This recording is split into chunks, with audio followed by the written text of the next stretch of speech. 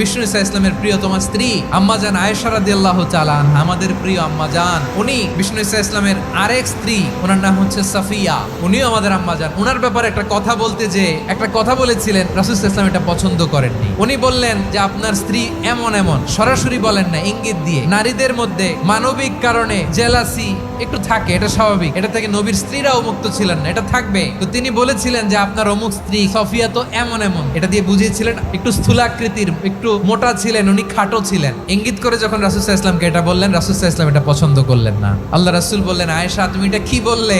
এমন কথা তো তোমার কাছ থেকে আশা করি নাই, তুমি আমার আরেক বিবির ব্যাপারে এমন কথা বললে। আয়েশা তুমি কি জানো, তুমি এমন একটা কথা মুখ দিয়ে উচ্চারণ করেছো, এই শব্দগুলো যদি সাগরের পানিতে ছেড়ে দেয়া হয়, এই কথার তিক্ততার পঙ্কিলতার কারণে নীল সাগরের পানি মুহূর্তেই কালো হয়ে যাবে। আয়েশা খবরদার, আর এরকম বলো না। রাসূল সাল্লাল্লাহু আলাইহি ওয়াসাল্লাম কখনো বডি শেমিং কে স্পেস দিতেন না, সুযোগ দিতেন না।